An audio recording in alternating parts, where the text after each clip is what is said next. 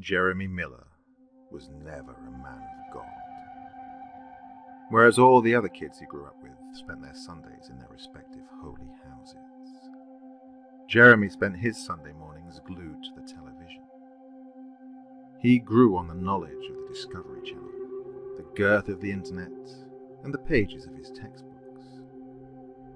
He used them to write his own story of creation. It was a story of evolution, probability, and strength.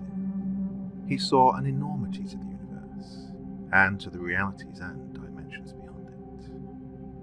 He knew he was small, but he knew that no matter how big and unbelievable the world got, everything could be explained. He was always certain. Jeremy was never a believer.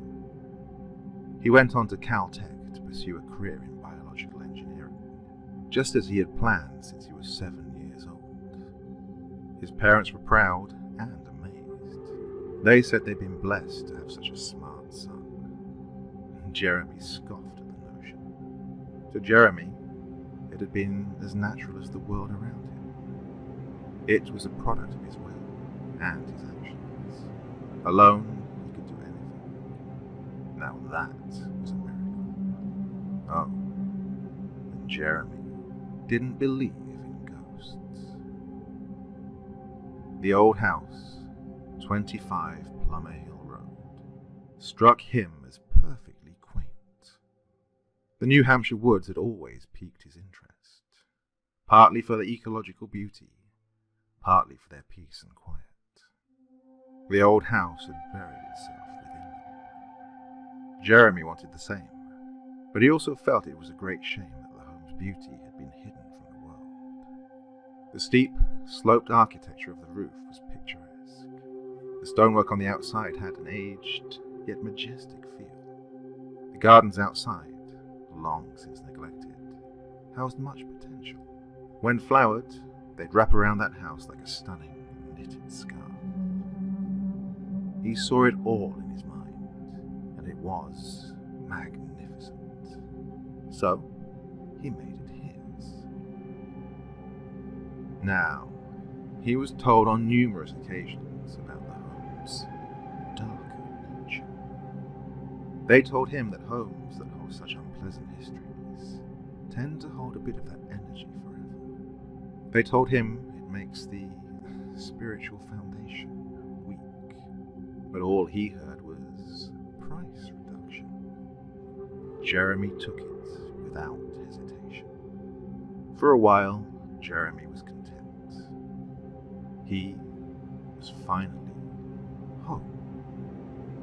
He almost resented the day and his job for stealing him away from that home. He enjoyed his career, and he was excited to see what he could do for the world. But the house. Well, that house was his sick child, and he took great pleasure in nursing it back to health. All evening, and for most mornings, he put countless hours of work into the place. He had to replace many of the windows and re-caulk their frames. The living room was quite dreadful, as the ceiling above had seen some awful neglect. He had to add a crossbeam for support and completely redo the floor of the guest bedroom above. Then, of course, he cared to the gardens. There was only so much he could do about it midwinter, but he did all he could to prep it. Come spring, he'd be ready. However, as the renovations went on throughout his home, Jeremy started to notice some peculiar happenings. During his remodeling of the first floor bathroom, Jeremy believed that he had heard footsteps in the hallway above him. Investigating, he found that, of course, he was alone. The prospect of an intruder did come to mind. He was very jumpy and concerned in that regard. The house was large for just one person, and someone could easily hide in near plain sight. He slept unwell that night, but after 2 days of silence and thorough inspection, he concluded that it had just been his imagination. Well, it usually was. However, when the sounds of footsteps continued, and then eventually evolved into sounds of actual conversation, Jeremy became concerned. No longer was it a simple glitch in his mind, an exaggeration of a thought. No, this was real. Someone was inside his home. It became particularly frustrating when neither Jeremy nor the authorities could find any trace of an unwanted guest. As far as they could tell, Jeremy was the only one who'd set foot in there for some time. That left Jeremy pondering irrational thoughts. He thought about ghosts. Don't be ridiculous. There was absolutely no such thing. Spirits? Silly, childish attempts to bring understanding to the abstract that was death. They were made for comfort, inventions for occurrences without explanation. Ghosts were life's absolution, its ex machina excuse. Fiction. Jeremy was certain of that. Then, Jeremy saw the girl. She was young, probably about 8 years old. She wore a teal flower dress with frills around the edges. At first, it was his eyes playing tricks. Then it was simply his deceitful mind. The third time, he had no excuse. The appearances became frequent and impossible to dismiss. He saw the girl in the hallway of the first floor. Then, coming home from work, he saw her peering out across the land from between the bathroom curtains on the second floor. She'd run by the bedroom door at 2 in the morning on a particularly sleepless night. Her appearances would have been less striking had the house's morbid history not been explained to him in gruesome detail. No young girl had been in that home for quite some time. Jeremy was convinced that there was still no girl in that home. And yet, every day and night, she was there. Without giving in to the paranormal rubbish, Jeremy had no explanation for why he could see her, the murdered child. Jeremy could only hold out for so much longer. One night, Jeremy had decided that he'd had enough. Footsteps had once more disturbed his relatively peaceful mind before his sleep. Sleep and a restful mind were both in short supply these days. Again, the footsteps came. She was running again, excitedly running. The sound of the girl's feet echoed in his skull as she ran from room to room. He couldn't understand why or how, but at the moment he didn't care. He just wanted it to stop.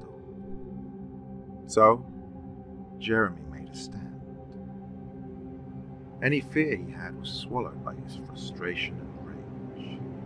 He hesitated, but the entity, though he didn't dare consider it as such, hadn't harmed him yet. It was still possible that the mirage of the girl was still just a construction of his mind.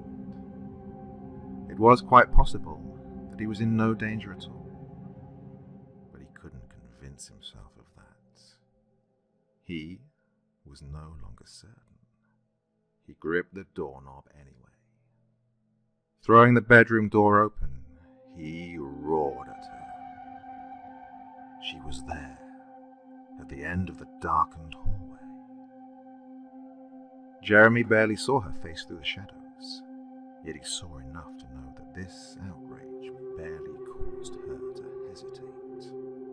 He cursed at her and ordered her to keep still. Silence fell after a few seconds, and then she responded. Every word came paired with one single footstep forward. Mister? She asked innocently. I can't find my mommy. Can you help space between every word hit him harder than the words themselves. It was a terrible, awful silence. Regret swelled in his stomach. It tugged at his arm, trying to force the door shut. He refused it. Jeremy would rather stare it down than give in to his baser instincts. It couldn't possibly be her. There was no girl. Go away, Jeremy ordered. Please, She smiled. please help me. She was almost upon him, and the air around him drew heat from his body like a vampire drawing blood. This thing, this illusion, the hallucination before him got within an arm's distance from him. He was close enough to touch her, and that frightened him. What would happen if he was wrong? stop it. Jeremy instructed.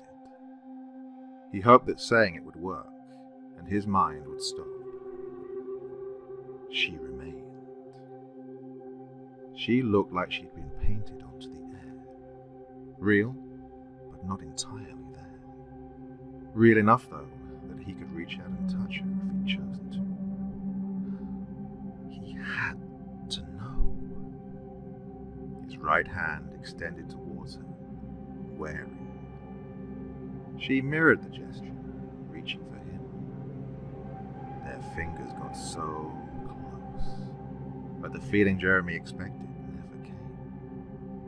Instead of the silky warmth of another person, or anything solid at all he received was a bite like a January breeze. Her fingers slipped through his palm, and they then appeared again on the other side. Jeremy held his breath, his hand shaking fiercely. It had been so long since anything had surprised him. She whispered, her face suddenly sullen. I think he's still here. There was a warmth that soaked into Jeremy's naked feet. Blood. Blood had flowed across the hard wood floors and swirled beneath his toes. His eyes followed the path of the river to the girl, and up her legs to her dress. He found its source. As clear as day, he saw 2 spots soaked in blood, with 2 clean tears in her dress. 2 stab wounds that still bled fresh pain. Out of the darkness, a rapid emergence startled him. Behind the girl, where previously only blackness had loomed, a face appeared. A man, twice the girl's height, including the black top hat upon his head, stared at Jeremy with wide black eyes.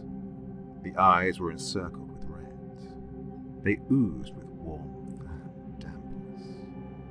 It looked as though all the skin from his nose and cheeks upwards to his hat had been peeled away.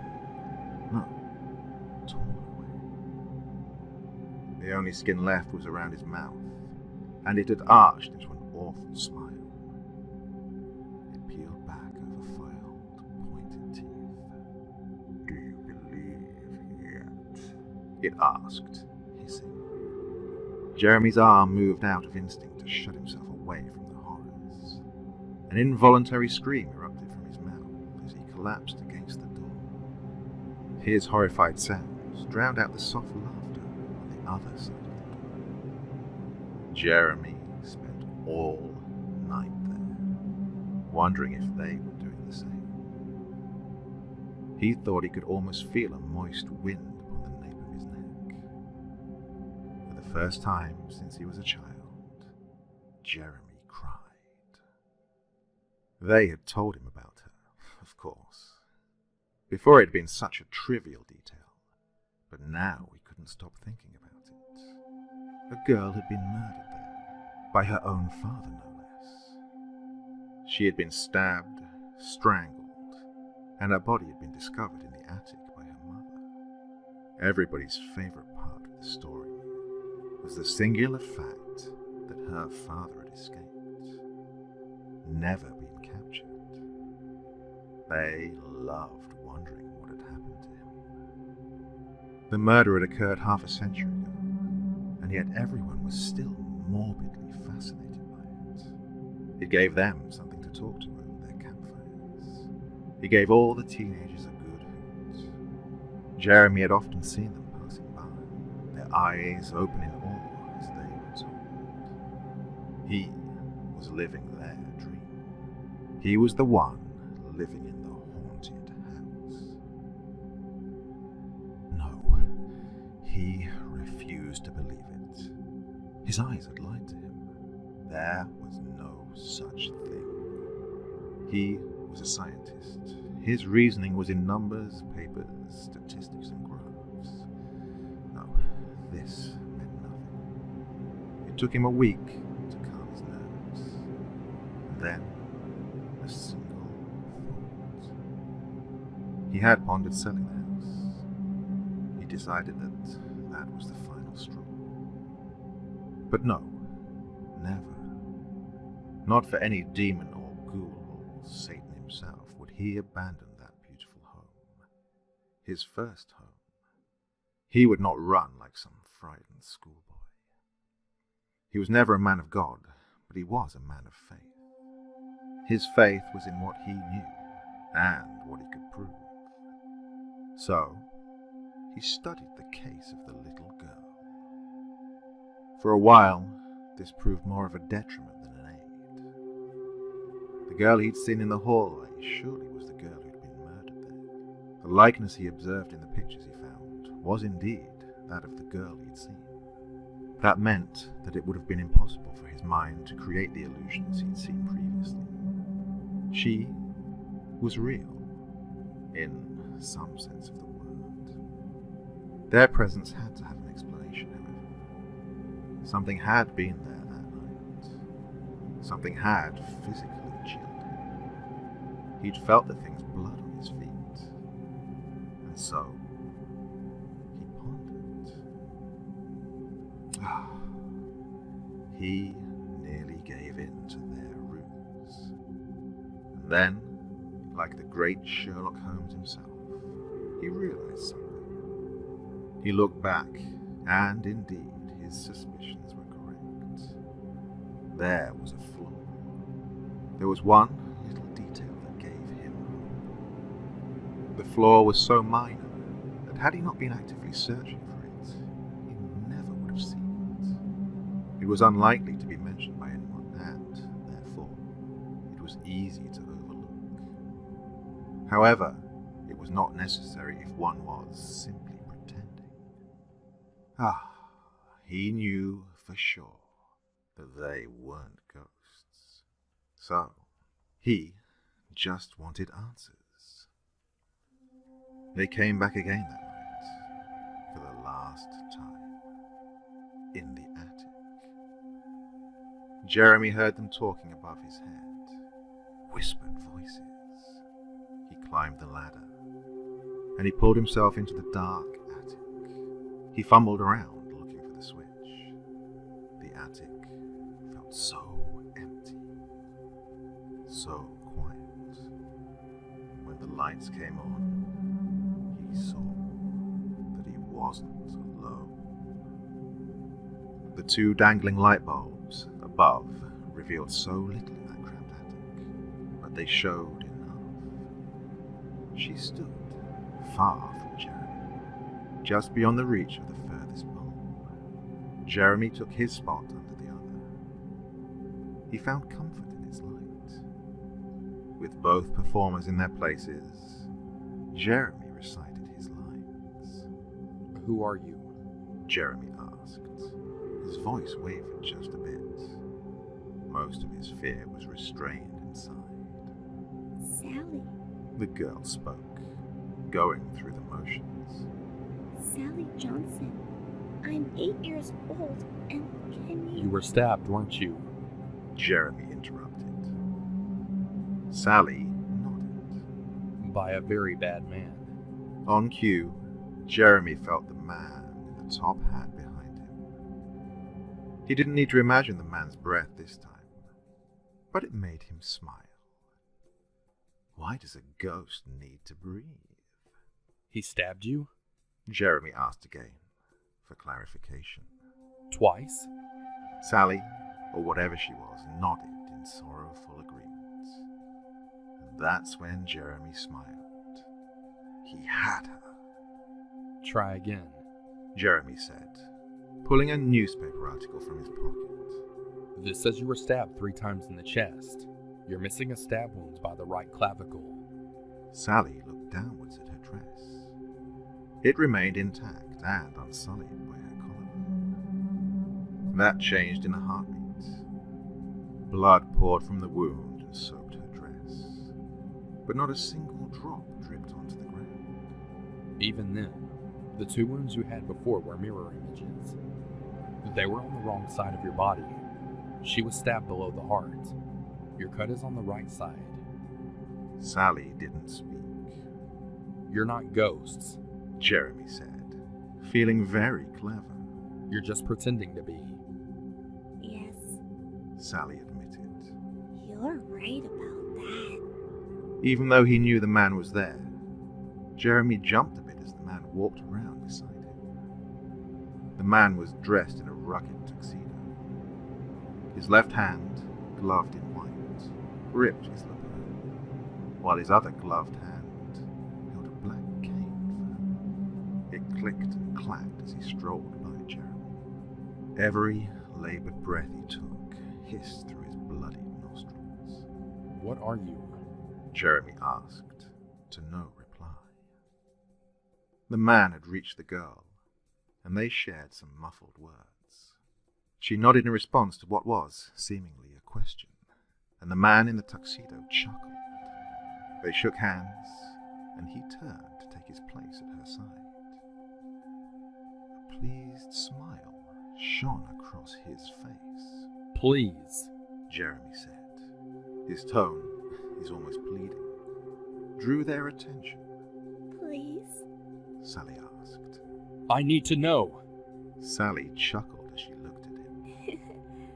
My boy, you'll find out rather soon. I deserve to know.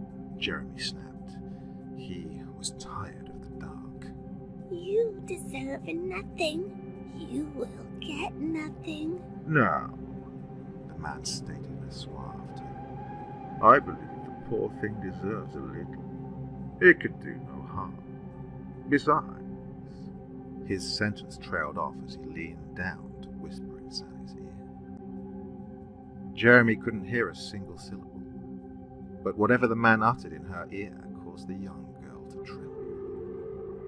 She nodded in agreement. Sally obliged to Jeremy's request. I'm just shopping, dear. She said, with a smile. Shopping? Jeremy said, confused by her response. Yes, I suppose that's what you call it, and I believe we've just closed a deal. To this, the man in the hat literally grinned from ear to ear, his mouth stretching across his face. A chuckle escaped his toothy maw as he took the young girl's hand and offered a firm shake. The deal was done, Pity. she continued. I know how many were looking at this place. At that, the man in the hat bowed. He bent down low behind the girl and into the shadows. He didn't come back up. I do enjoy this place. Sally said, clasping her hands behind her back. The pain is so fresh. My house? Jeremy asked. No, Sally said with a chuckle. all of it. There was a flicker of the lights, and Jeremy thought he felt the house quiver. Why, Sally? He asked of the girl. No, the thing. When you stab something, She began, licking her lips. you damage it irreparably. Sure, there'll be a scar, That scar is a weak point. This house, the events here. Before Jeremy's eyes, the scene changed. In the end of the attic where Sally had been standing, he saw her on the ground. Sally, the apparition, was on the ground, and she was gasping her final breaths. Then, behind her, a shadow emerged. Sally's voice, or whatever had been pretending to be her, spoke again. It's so easy to see the scars. That's where we come through. The shadow reached into the light, and a clawed hand gripped the young girl by the throat. The memory of that event, the scar tissue, gives us all we need to blend in. We wear the memories like clothes. Your superstitious nature does the rest. The shadow pulled, and Jeremy had to look away as it pulled the skin from Sally's body like a tablecloth from a table. He couldn't bring himself to watch as the shadowed thing filled the empty husk that was once that girl. It's not always perfect, as you pointed out. Memories are blurry and fleeting. There are always flaws, but they're superficial. Who will care? It's always the non-believers versus the fools. Always so willing to label what you don't understand. You made it too easy. The lights flickered again and again. The thing that was pretending to be Sally walked forward. Jeremy started to back away. It worked here. It worked everywhere. You were clueless. No, Jeremy said, concerned. not me. I wasn't. You got close. The house trembled and the roof shook as if barraged by a fierce hailstorm. The noise and shaking escalated until it felt like the roof would give in and the house would fall. Jeremy fell to his back, almost straight down the ladder that led to the attic. What is that? He asked.